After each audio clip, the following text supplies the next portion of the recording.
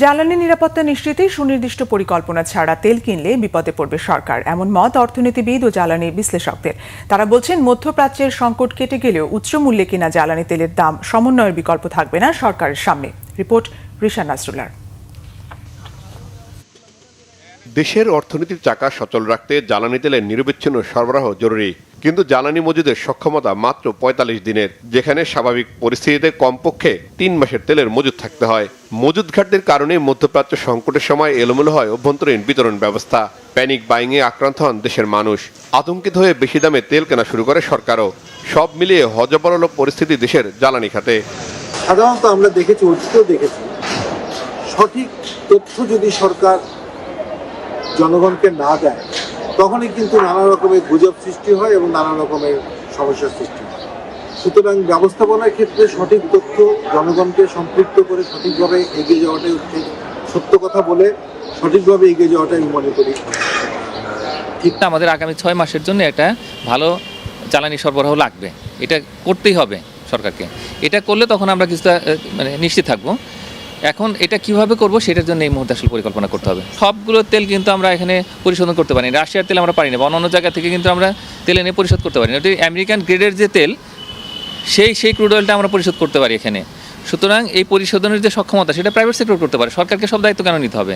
সরকার বরং তাদেরকে যদি একটা ফি দিয়ে এটাকে নিয়ে নেয়, এবং যে প্রাইভেটের স্টোরেজ যেটি, সেটাও যদি ইনক্লুড করা যায়, তাহলে সেই ক্ষেত্রে কিন্তু আপনারা একটা সুন্দর রিজার্ভার তৈরি করতে পারেন। মধ্যপ্রাচ্য সংকটে স্বস্তি আসলেও জ্বালানি তেলের তেলেসমাতি সহসাই থামছে না বলে মনে করছেন বিশ্লেষকরা। তেল কিনতে হঠাৎ করেই বড় অঙ্কের যে ভর্তুকি গুনতে হয়েছে, সেটি সামাল দেয়া কঠিন হতে পারে। তাই আপাতত দাম না বাড়ালেও আগামীতে বাড়বে এমন আশঙ্কা বিশ্লেষকদের। বিশ্ববাজারের তেল প্রায় 20% কমে গেছে সরবরাহ। তো সেখানে সরবরাহ পাওয়ার জন্য চারিদিকে সব দেশে কিন্তু ছোটাছুটি করছে, তারা চেষ্টা করছে নিজের সরবরাহ। সেখানে স্বাভাবিকভাবেই মূল্য বেড়ে যাচ্ছে। তো সরকার যদি সরবরাহ সঠিক রাখতে চায়, অনেক উচ্চ মূল্যে সরবরাহ ব্যবস্থা রাখতে হচ্ছে। টাকার সংকটটা একটা বড় হয়ে দেখা দিবে, এবং সেই প্রেক্ষিতে হয়তো তখন জ্বালানি তেলের মূল্য বৃদ্ধি করা ছাড়া সরকারের আর। আমরা অলরেডি যেগুলো কিনেছি, আর যেগুলো ইতিমধ্যে আমাদের এই যে প্যানিক সিচুয়েশনের কারণে অলরেডি অর্ডার করেছি।